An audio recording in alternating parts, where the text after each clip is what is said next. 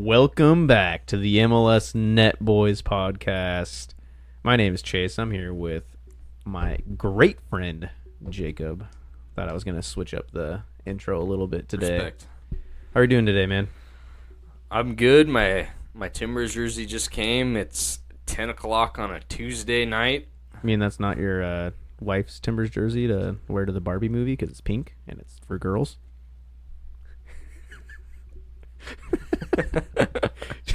Saw Jacob mouth like 17 insults at me. It's good. I wish we recorded this earlier, but Yeah, this is a late podcast for us. we're skipping out on some FM as well for this. We said we were gonna start at like 8. like 5 o'clock. Some things came up, and then we said we were gonna start at 8. Well, originally we were going to do Sunday. I think I pushed to Monday, and now Tuesday. Now it's almost Wednesday. Now, and then I got here around like 8:30, and now it is 10 o'clock, and we are officially about to start, or just now starting. How about some Leagues Cup, though?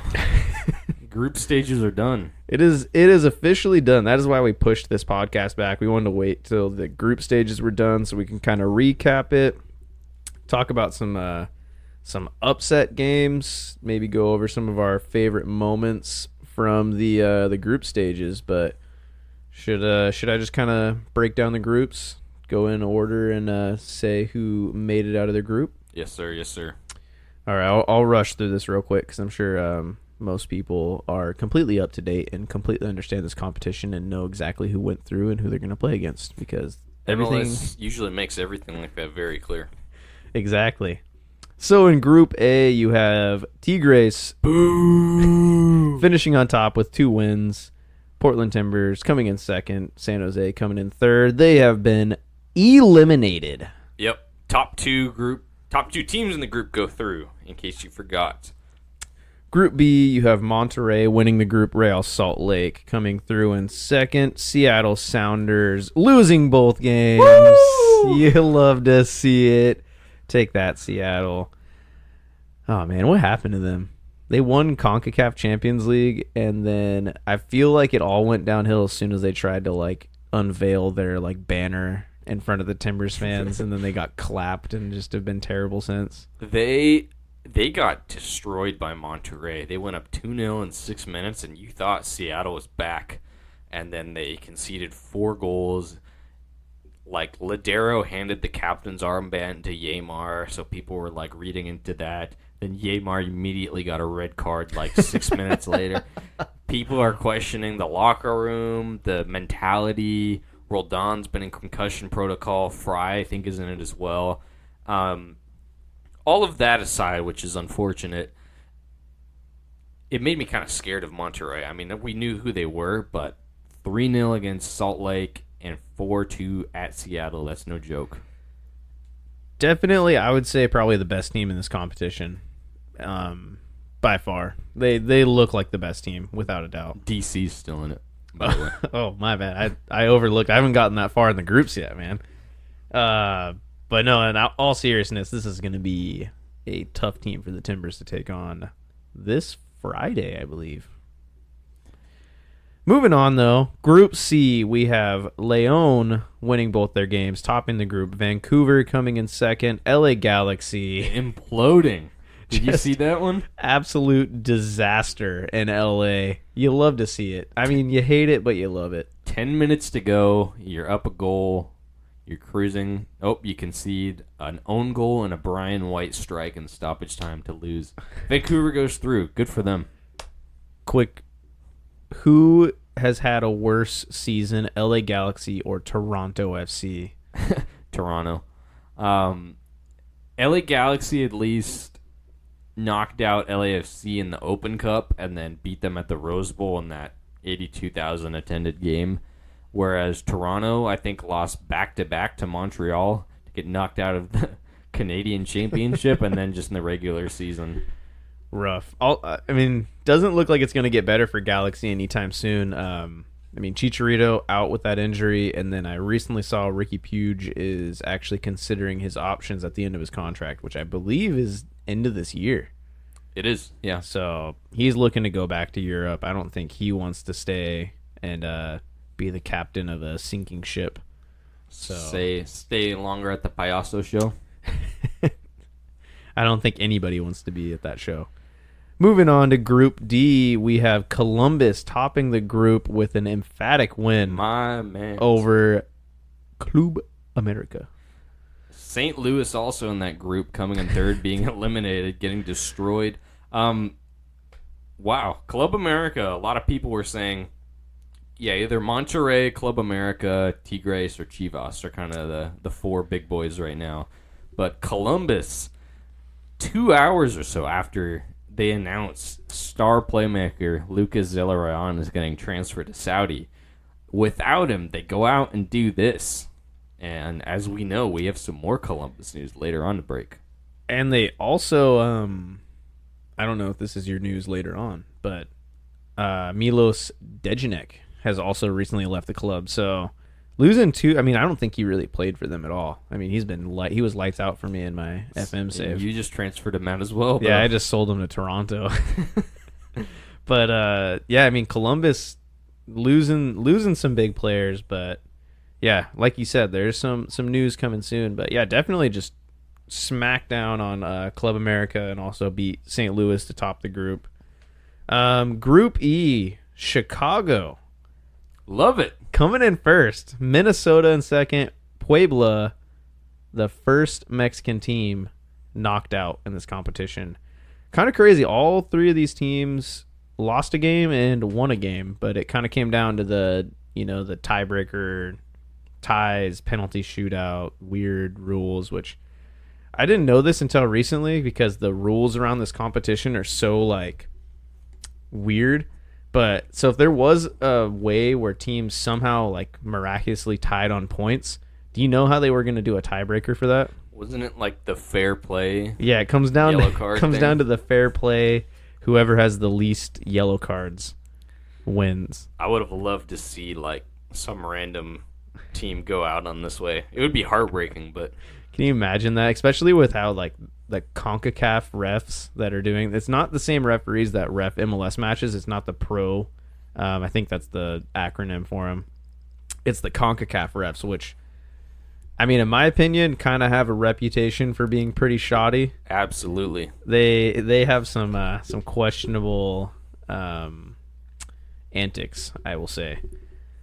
But moving on, we have Group F, Cincinnati coming in first with 2 wins, Sporting KC coming in second with just 1 win, and then Chivas Guadalajara just crashing out of this competition with 0 wins. This was a big one. Cincinnati, best team in MLS this year, but even there was question marks if they would beat Chivas, because Chivas is top dog in Liga MX so far, and they blow past them. And then Sporting Kansas City, without Alan Pulido, actually gets it done against Chivas.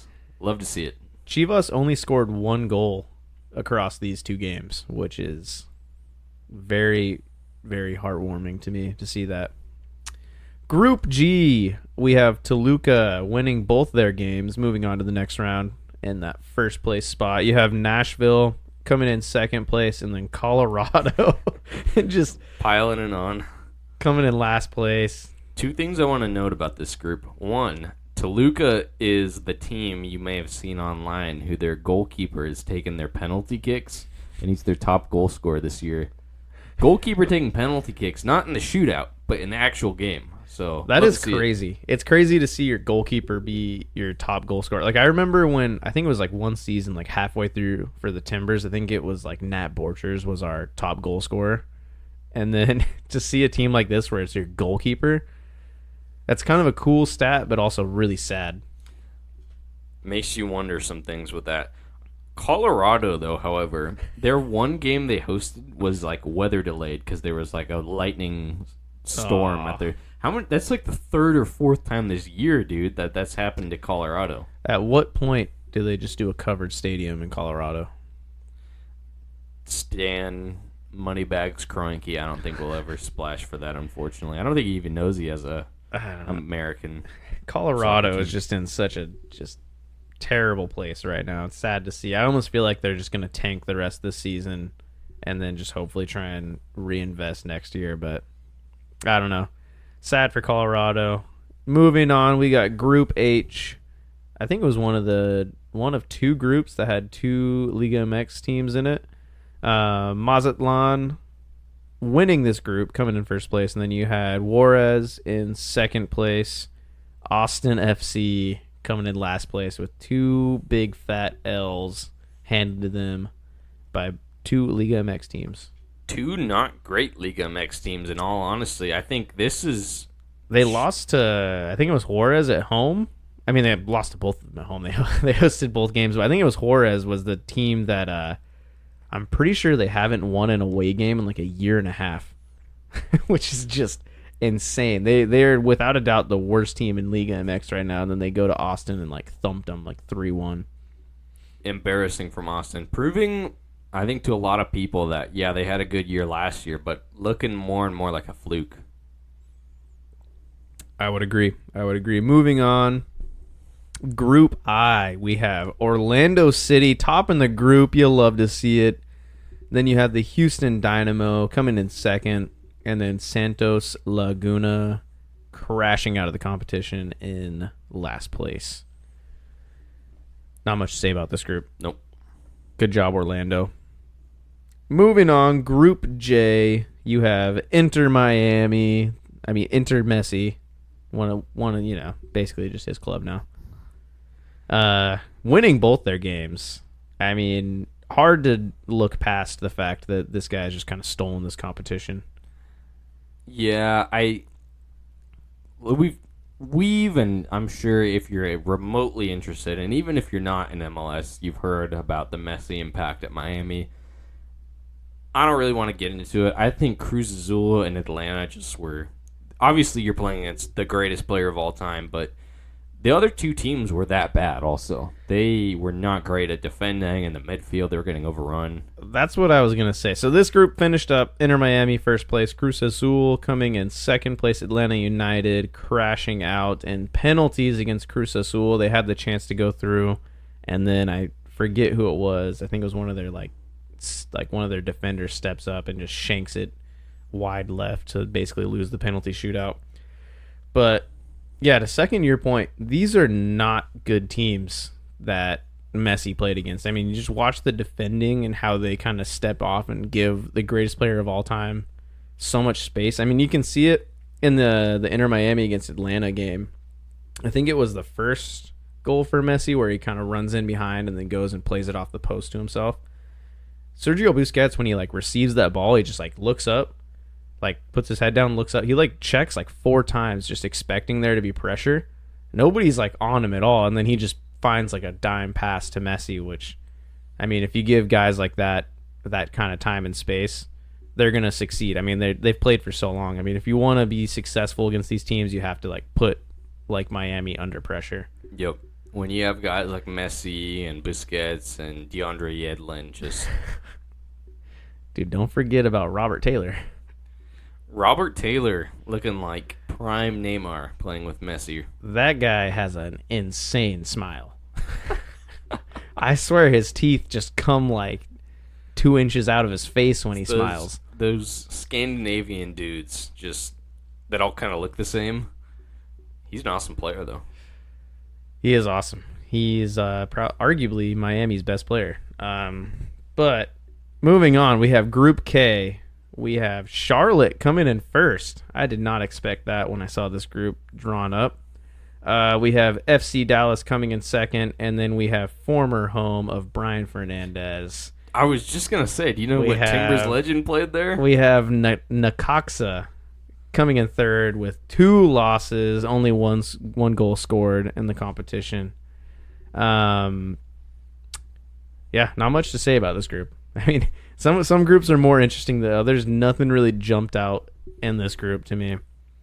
Moving on to Group L, we have Philadelphia coming in and just dominating this group, unsurprisingly. Then you have Querétaro coming in second. Then you have the Tijuana I believe their name is like the Cholos or something, or Zolos or something. Solos, yeah. Something like that. They are coming in last place, and they are going home early. Philly just dominated this group. It was kind of fun to watch them just spank in some goals for fun. Fun fact, you know which World Cup winning legend played for Querétaro? Give me the nationality. Brazilian. World Cup winning Brazilian. For like half of a season when he was way past it. Oh, so he's not playing there right now. No. This was years ago. He's been retired for a while now. Ronaldinho. That's right. I knew that actually, because I remember he went on his like tour of playing for every Brazilian like club team, and then he went to Mexico very briefly, and I was really hoping he was going to come to MLS. I know. I remember watching him playing for them against. I want to say they played Sporting Kansas City in the Champions League, and I was like, wow, like it's Ronaldinho playing against an MLS team. That's nuts. That is a crazy thought. Moving on, I forgot how many groups there are. We're getting close. We're almost at the end, guys. Group M, we have Pumas coming in first, DC United scraping by in second, and then Montreal just continuing their mediocre season, coming in third. You already know Hernan Losado was just like, I'm going to give these guys a rest, Give these boys a 2.5 week, 3 week rest. And then we're going to hit the MLS season hard once we come back. To finish 11th. Scrape into the playoffs. Anyways, that's not even a playoff spot. I don't even know anymore. It's 9th place, right? Moving on, we got Group N.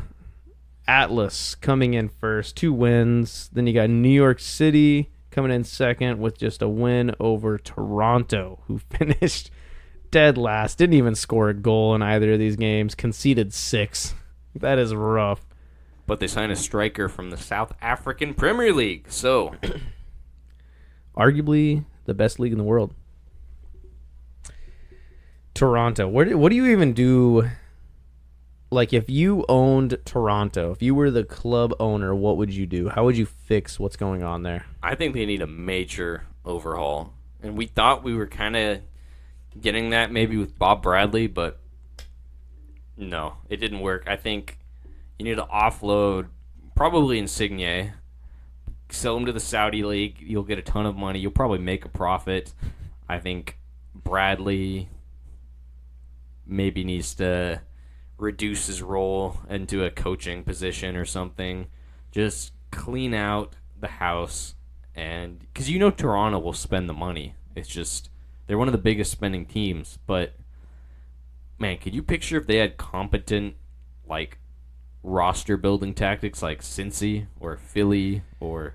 It would be dangerous to see them build a team similar to the way those two clubs have been built, because they have so much money. So if they were really smart with their investments and then just splashed cash on like some really effective DPs, it'd be really exciting to watch them. I mean, they did have a really good roster build a few years back. I mean, back when they made that, title winning year, and then, when they were kind of in their most dominant phase, but they've lost some front office people. I forget his name, but didn't one of like their director of football didn't he come to Portland? Yeah, he was their scouting director. Jack Dodd went to Portland. Tim Bezbachenko left Toronto for Columbus. That's right. Old Timmy Bezbachenko I've been seeing in my FM save. And you know what's funny? I completely forgot about this, but as I thought about it, they had Alejandro Pozuelo, who was MVP of the league. He was lighting it up. And then they pretty much, when they signed the 2 Italians, they had an extra DP, so they had to let somebody go. They let him go to Miami for half a season where he did admirably. And then he left MLS. So, makes you wonder. Imagine Pozuelo in that Miami team right now. I don't think Messi would be seeing the field, actually. Pozuelo lit this league up. Best former La Liga player in the world. Anyways, moving on. We have the final group, Group O. We got New York Red Bulls topping the group with a win and a draw, which was a penalty win for them in the end. You got New England coming in second, and then San Luis coming in last with 2 losses. This was my moment of the tournament. I don't know if you saw. So before this game, obviously, New England had 4 points. Red Bulls and San Luis had... One of them had to win this to go through, right? Red Bulls could have gone through with a tie, though, because Red Bulls was on 2 and San Luis was on 0. So if San Luis won, they were through. It's 1-1. I think in the 91st minute, San Luis got a penalty kick, and then Carlos Cornell saves it, and then 60 seconds later or so, they clear the ball to the other end of the field, and Dante Vanzier scores to give New York the lead. It was like that Troy Deeney Watford goal. It was same vibes. Penalty save on one end, they boot it, and that would have eliminated them if San Luis scored. So nuts. And then they ended up topping the group because of the win. That's a huge, huge momentum swing for New York Red Bulls. I mean, going top of the group, they're going to be taking on New York City FC in the next round. So tough game for them, but I think the vibes are going to be high for these guys going into the next round. Across the group stage so far, what would you say has been like your moment of the tournament aside from Messi? Honestly, the one I just spoke about for me was the coolest, I think, purely based on like what it meant. However, I won't pick that one. I think the Sporting Kansas City versus Chivas game, because it wasn't the greatest game, but Kansas City played very well, and seeing them just buy in and like the emotion and passion of the game against Chivas was pretty awesome to see. It's been a really fun competition. You know what I've loved? And I think it's just like a result of the refereeing as well as like a result of just like how serious these clubs are taking this competition, but how many red cards there's been. I mean, we haven't really talked about it, but obviously I haven't watched every game, so I can't talk about every red card. But the Evander red card and the Timbers game I thought was pretty soft, so it made me kind of question some of the refereeing, some of the other calls I've seen in the other games. But I'd really love seeing that as like a neutral in a lot of these games, because it just shows you that like players take this seriously, and it makes it really fun, like as a neutral in a lot of games, to see what's like happening, like all this intensity, you know? That's, I think, all you can ask for. Packed stadiums with good atmospheres, intense games, back and forth. So that's what makes these things fun and makes it an attractive game to outsiders who don't follow the league, maybe American fans who aren't into the sport, and then just casual MLS fans who, you know, we've never had anything like this, so it's really exciting. Yeah, I mean, that's been, I think, the funnest part of this tournament is... like a lot of these teams, like Portland has played in CONCACAF Champions League, thankfully, but you know, seeing us like test ourselves against these teams from like a completely different league has been really fun and really interesting to watch the games. I think it's a really unique experience for a lot of fans across the league who aren't usually spoiled enough to see their team play against teams from other countries in meaningful matches. You know, usually it's like a friendly where, you know, nobody really goes to the game. But to see it be in a meaningful match where there's something actually on the line is a lot more fun to watch, I think. I agree. So, moving off of that,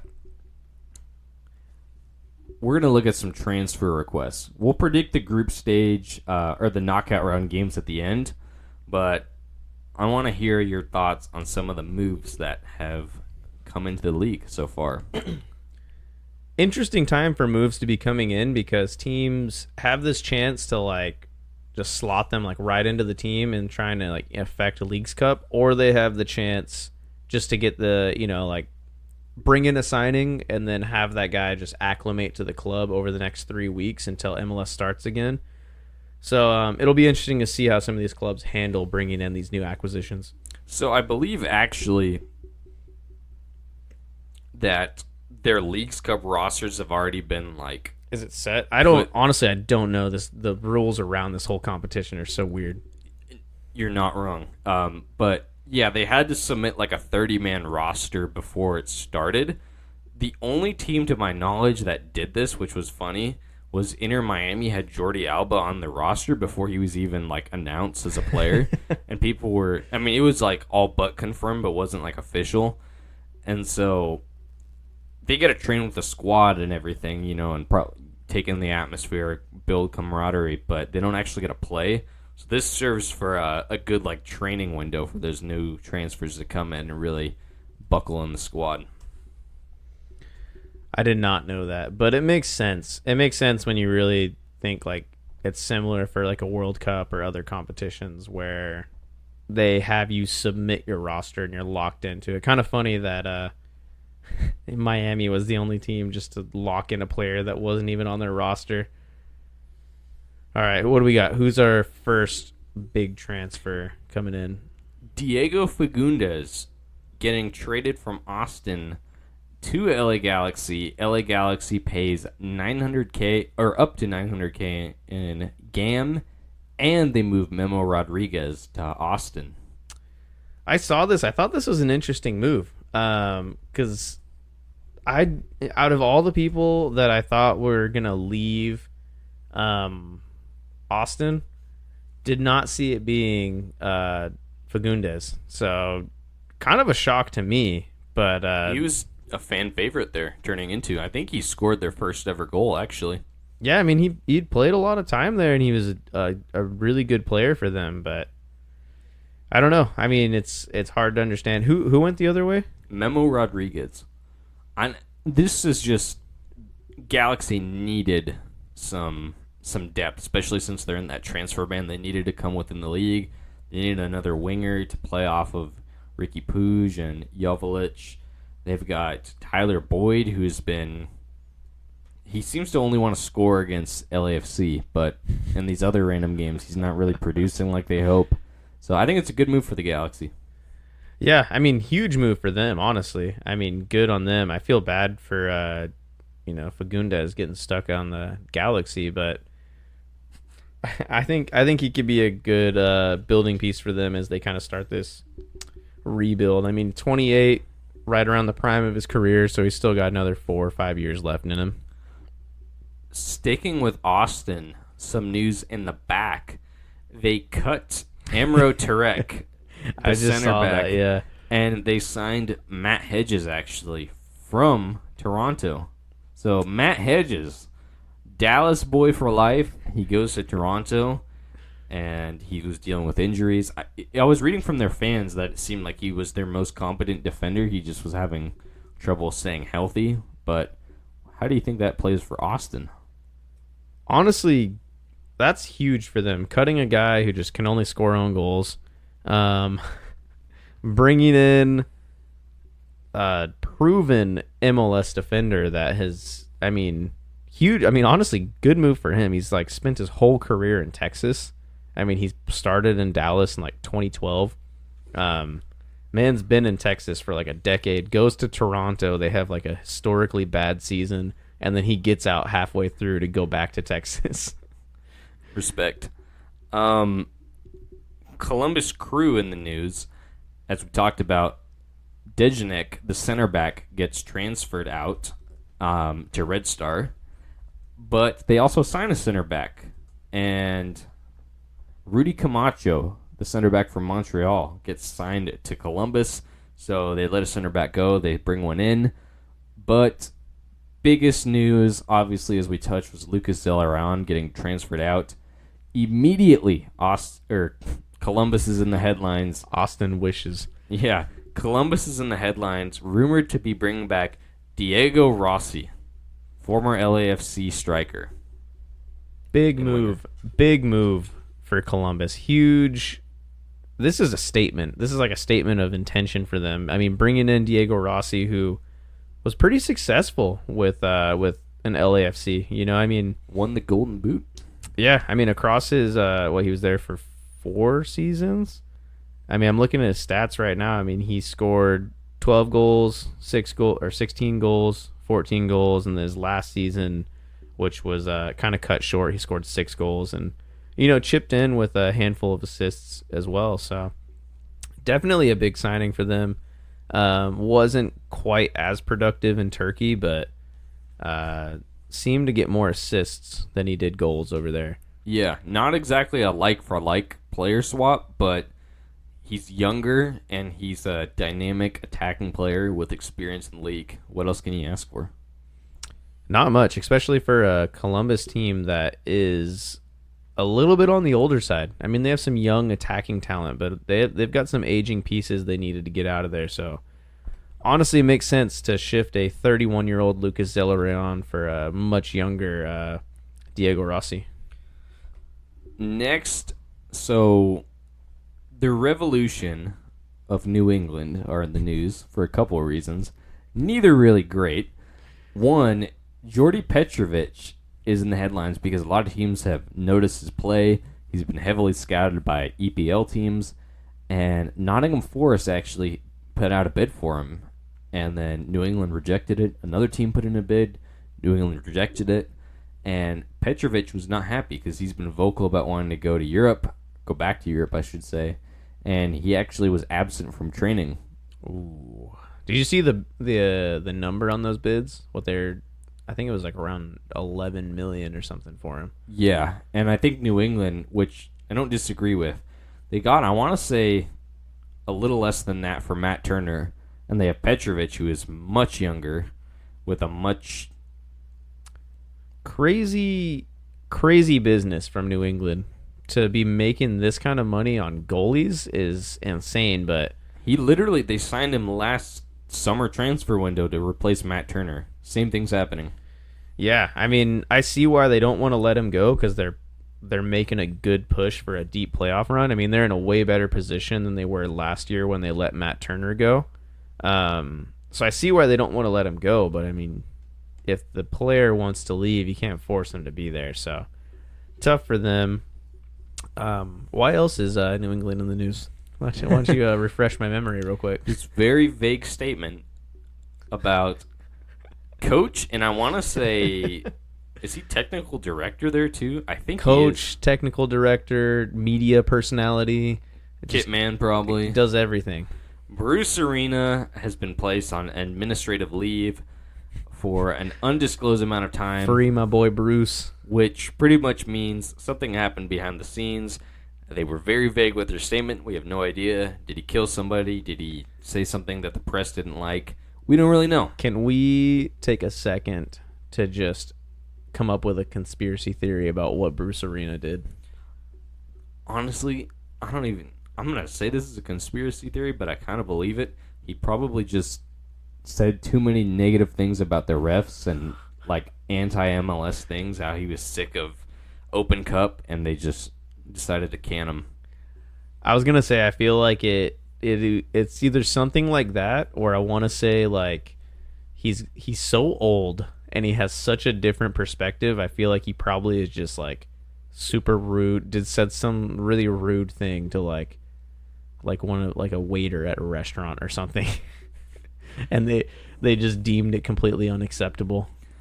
Yeah, and I'm sure in the upcoming days, as soon as we release this, they'll probably figure it out, and we won't have the context. Yeah, it's going to be just completely wrong. So that's a big blow for them, honestly. It seemed like they were, like you said, poised for a big run to challenge Cincy, but goalkeeping situations kind of cloudy. Bruce Arena's in trouble, it seems like. So we hope they can get it sorted out. Next up, New York City FC gets their striker, Julian Fernandez from Velez Sarsfield. This is a highly promising young player. He's 19 years old. He plays for the Argentinian under-20 national team and seems like a young, dynamic player who can really spearhead this attack. It seems like New York City's pretty solid at getting these kind of younger South American players who can contribute. Yeah, I mean, big pickup for them bringing in such a young guy, and you can't help but feel like this is like a bigger move than just New York City FC. Like this seems like a city football group move where they're trying to get a young guy because he's only 19, I think. So they're trying to get a young guy, obviously, into their system. I mean, they have so many clubs around the world. Bring this guy in, see how he does, ship him out to La Liga, for example, and let him score a hat trick against Real Madrid. But 4 goals. 4 goals, my bad. I don't even know what you would call that. Hat trick +1. Yeah, exciting move. Inter Miami obviously took the headlines earlier with Messi and Busquets. However, Jordi Alba, like we said, moved there as well this window. They just signed a center back, Thomas Aviles, Argentinian, highly rated. Another exciting one, though, under the radar for most people, maybe not as in-depth in the scouting.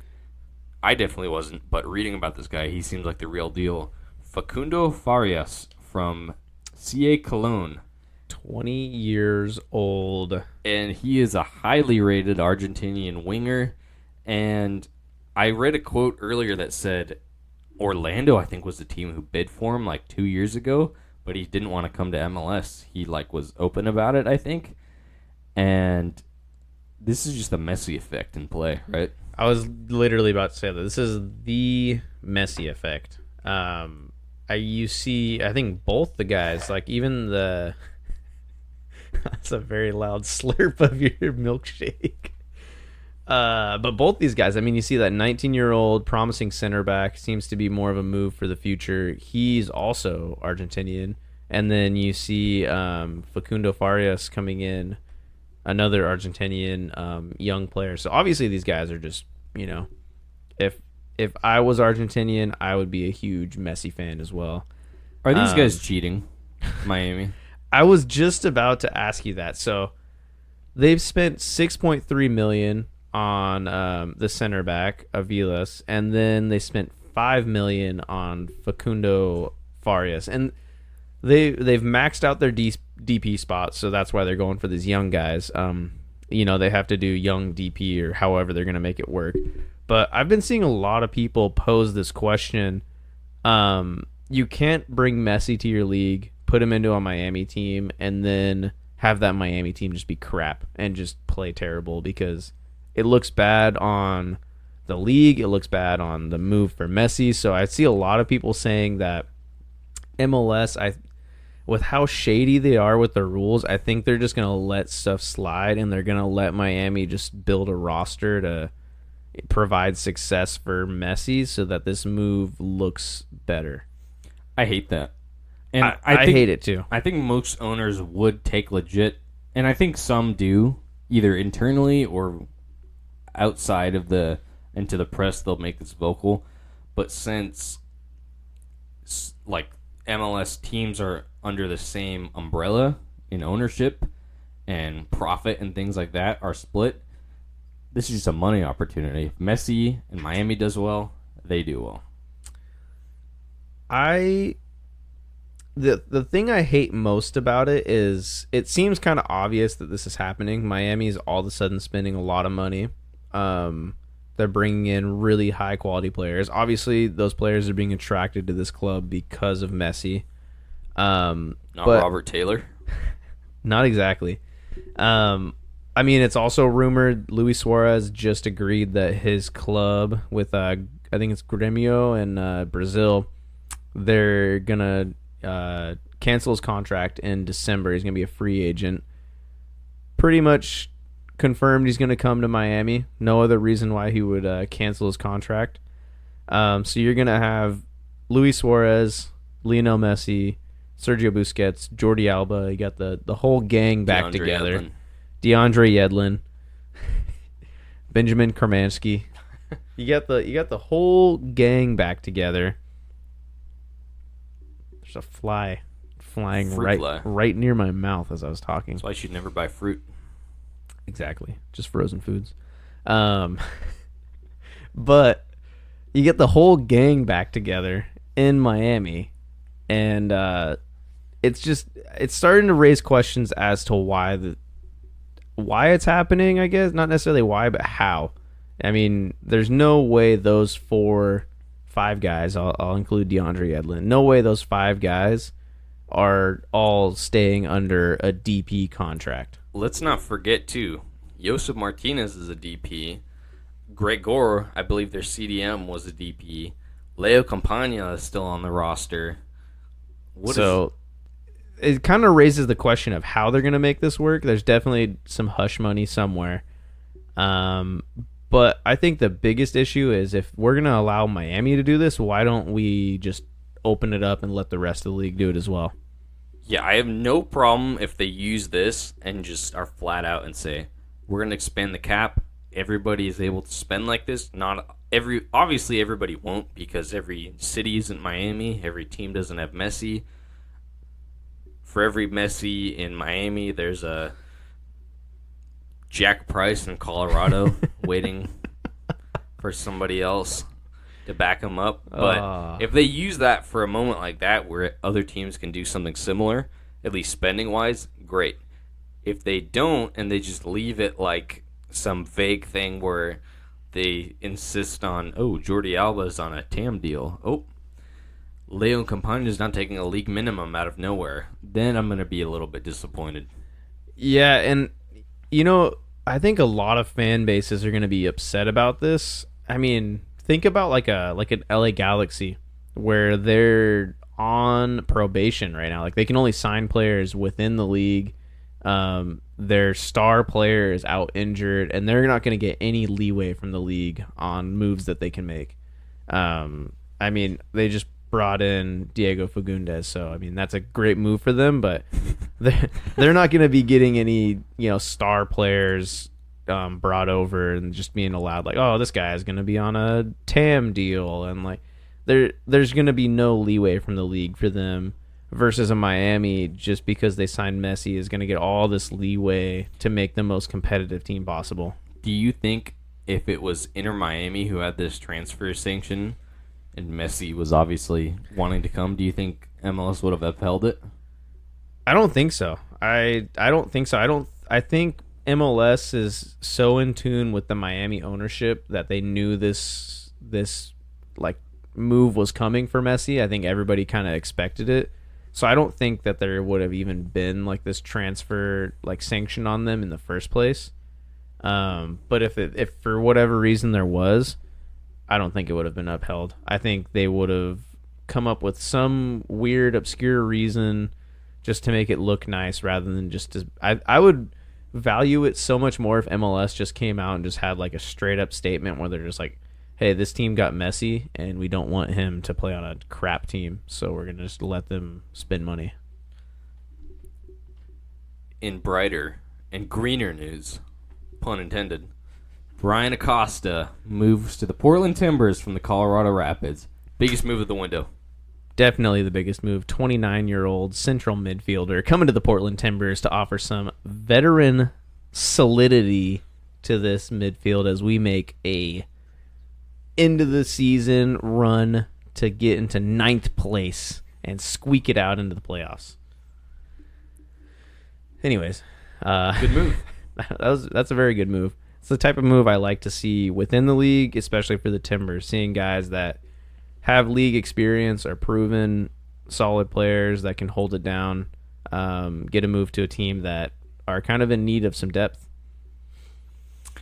And what I like most about this is Colorado fans were kind of sad he was leaving, and they were saying they've obviously had an abysmal season, and they were saying, wow, we got rid of the one player who was like showing a lot of fight and like intensity, which is something Portland can use, honestly. They need somebody with some venom.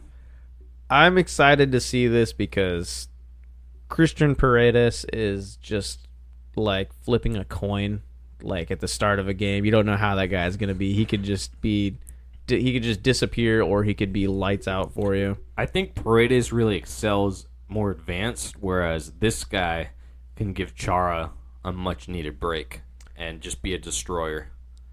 That'll be fun to watch. Just two destroyers back there shielding our shaky back line so they don't have to do any work. So that's all I wanted to highlight.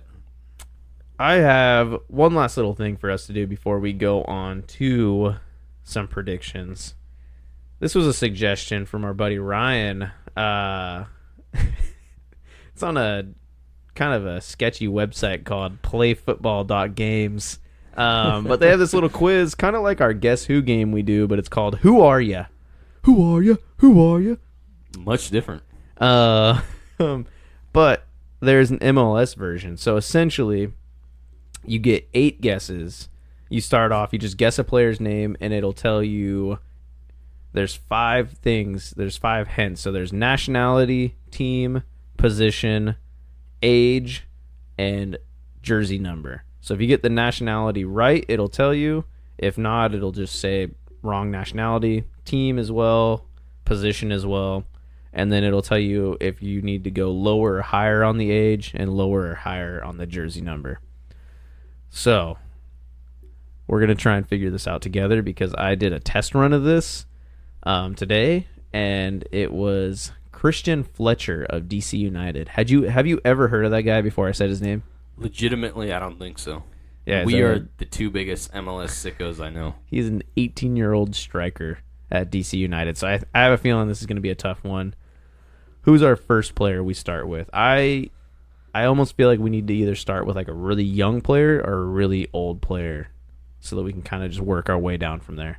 Or right in the middle. I'm thinking right in the middle. Let's do it.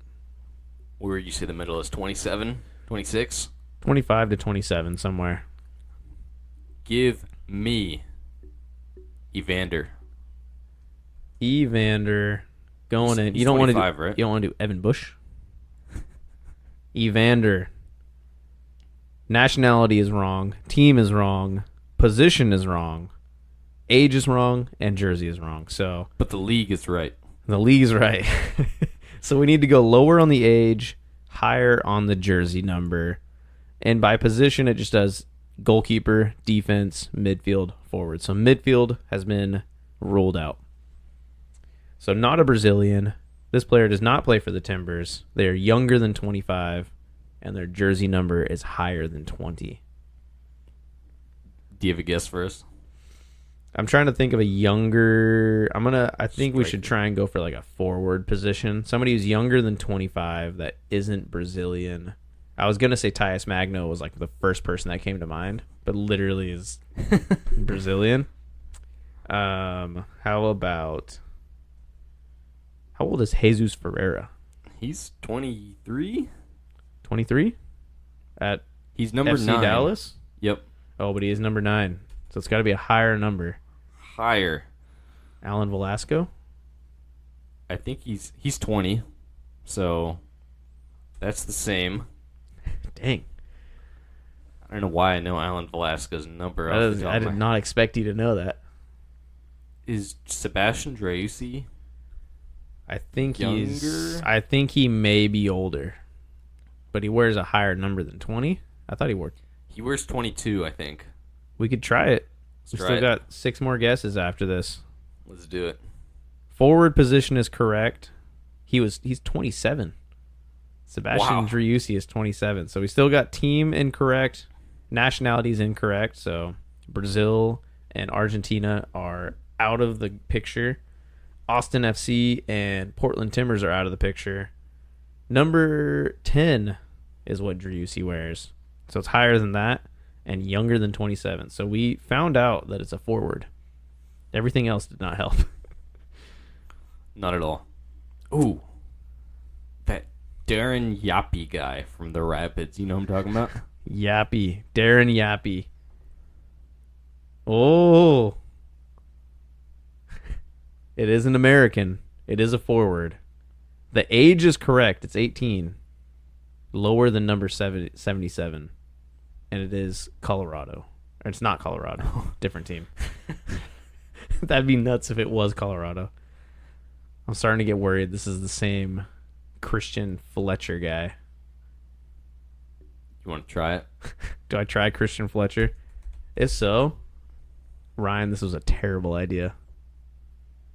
No, it is not Christian Fletcher. Thank goodness. All right, we got 3 more guesses. I just blew that guess. I forgot we have only... So it's an American forward who is 18 years old and wears a number somewhere between 26 and 77. Does not play for DC, Colorado, Austin, or the Portland Timbers. An 18-year-old American forward or winger. This is tough. This is really tough. Between 17 years old? No, he's 18 years old. 18 years old. So it has to be an 18-year-old. Between 17 and 77? Oh, 26 and 77. Yeah, that's a good range. I was going to say a lot of like the American like forwards I can think of, I know are older than 18 because most of the guys, like I'm thinking like Duncan McGuire, like Jeremy Abobasi comes to mind, Jesus Ferreira, of course, but all these guys are old. Griffin Dorsey, the Houston Dynamo winger. You know what I'm talking about? Not a chance. Griffin Dorsey. He's young. He lights it up. He's 24, and he is classified as a midfielder, and he wears number 25. So it's right that he plays in America? You're right that he is American. 2 more guesses. Oh, we're on guess 6 of 8, so this is tough. This is really tough. A young American who is 18, who's a forward. Quinn Sullivan? I thought he was 17. How old's Kate Cowell? 19. He's 19. I'm going to try Quinn Sullivan. He's classified as a midfielder, and Quinn Sullivan is 19. Dude, this is rough, man. Are we on one more guess? We're on guess 7 of 8, so we got 2 more. Oh. Let me run through the teams that we've done so far. So we have Philadelphia, Houston, DC United, Colorado, Austin, and Portland Timbers. All of those teams have been incorrect. I feel like it's going to be some random Red Bulls homegrown player who's barely touched the field. I know. Darren Yappy has been the closest we've been. That was a good shout. I'll give you that. That was a really good shout. Thanks, man. Did we try Kate Cowell? What's Diego Luna up to?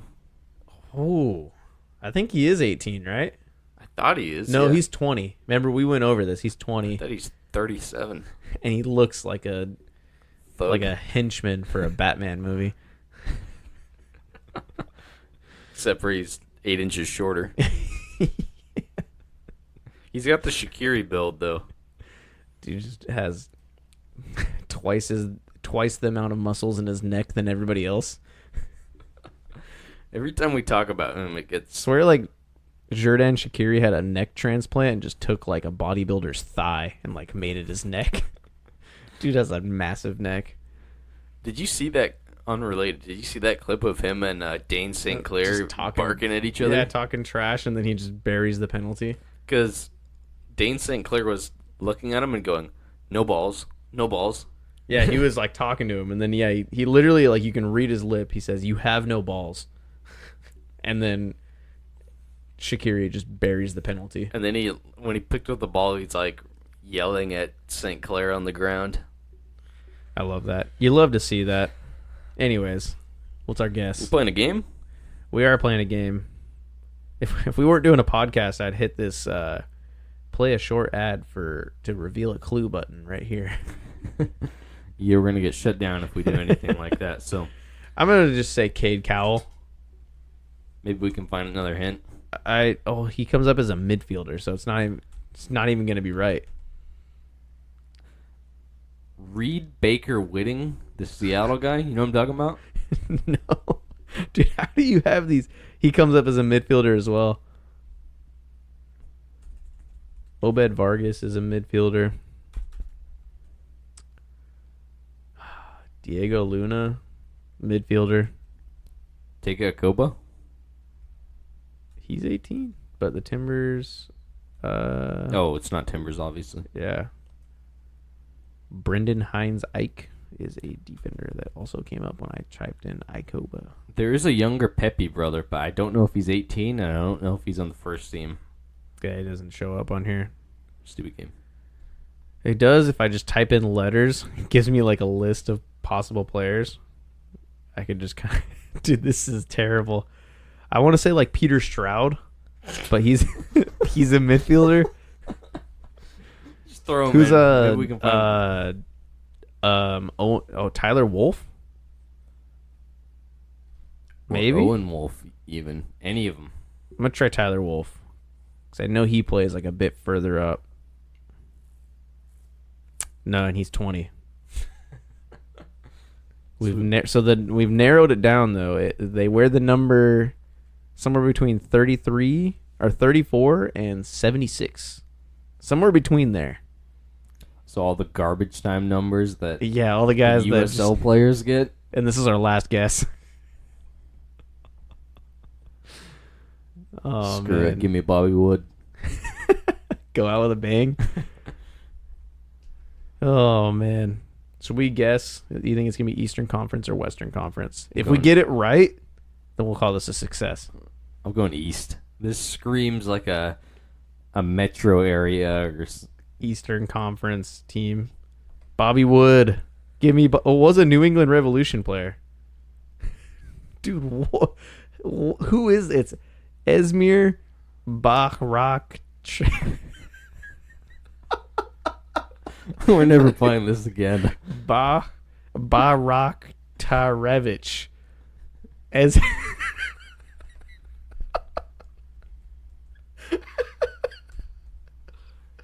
We're gonna have to cut this whole segment, dude.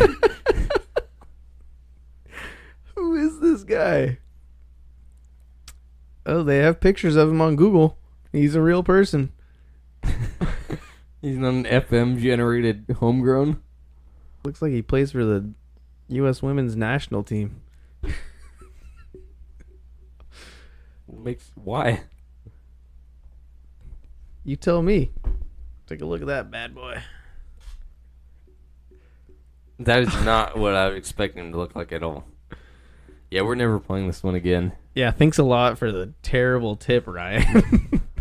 You can't blame him. We're going to get a salty text message, especially since we blew him off for FM tonight. We decided to play this game instead. Yeah, this guy definitely is like a Revs 2 player that is like on the bench half the time, so... We're going to do... I mean, he's... Yeah, that was rough. We're going to move on and close this out. That was a failure. This was a... for anybody who's still like listening to this, like, who isn't either me or Jacob, like, thank you, because this has been... This may or may not be in the final cut. This has been a rough episode. Anyways. Predictions.